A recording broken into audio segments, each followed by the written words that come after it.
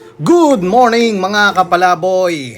Sa video na to, pupunta natin ang palengke o bagsakan ng mga paninda dito sa Carbon, Cebu.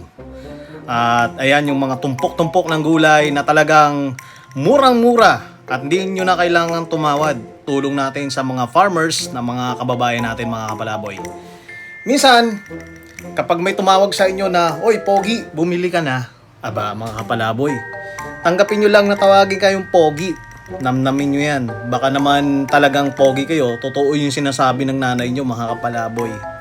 Minsan, kapag pupunta ka sa mga ganitong palengke, uso yung mga, talagang nakaugalian na tawagin tayong Pogi, no? O kaya, maganda. Kaya na kapag tinawag kayong Pogi, mga kapalaboy, abay, hayaan nyo lang silang tawagin kayong Pogi. Baka naman talaga, gaya na sinabi ko, totoo kayang Pogi kayo? Dahil nga, madalas na sinasabi sa inyo ng nanay nyo, ang Pogi-Pogi ng anak ko. O kaya nung tatay nyo, ang gwapo-gwapo ng anak ko. Ayan mga palaboy. Pero minsan ginagamit din yung pambudol, no? Kasi kapag sinabi kang Pogi, naku, parang, sige pa nga, 1 kilo pa nga ate. So usapang Pogi at tayo maganda. Mabalik tayo dito sa ating pamamasyal dito sa palengke na Carbon na talaga namang yung mga tinda nila ay fresh na fresh. Kasi itong Cebu ay napapalibutan ng dagat.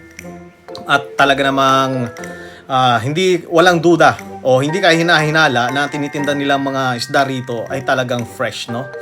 Ayan mga kapalaboy, pasyal lang tayo rito sa may bandang unahan. Ayan, dito kay ate, yan. Gustong gusto ko yung maya-maya niya. 350 ang kilo ng maya-maya dito mga kapalaboy.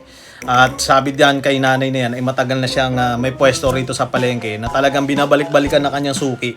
Bukod talaga sa sukat ng paghiwa niya ay talagang patay-patay. Parang ginamitan ng tape measure o kung anong mga panukat na talagang standard yung kanyang sukat. Kaya binabalik-balikan siya. Masyado tayong corny pero patuloy tayo. Ayan, maraming isda. Talagang iba-iba yung mga klase ng isda na binibenta nila dito mga palaboy. Yung nga palang pampano ay kapresyo lang ng halos ng sa Maynila. Yung presyo ng kanilang pampano. Ganyan din ang pusit. Ayan. Pero ang kaiba lang talaga rito ay sariwang-sariwa mga kapalaboy. Ayan o.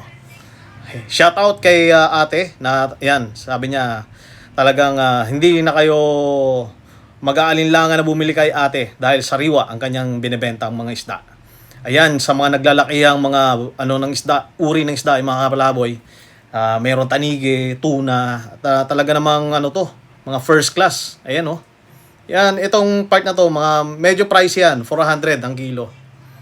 At malinis ang kanilang palengke. Ayan, mga hipon naman. Yung presyo naman ng hipon ay kagaya lang ng nasa Maynila mga kapalaboy. May crabs, ganun din, halos pares lang sa Maynila. Mga hindi nagkakalayo ang presyo. Kumbaga, uso na kasi yung social media, baka nakikita nila, ay ganun pala ang bentahan.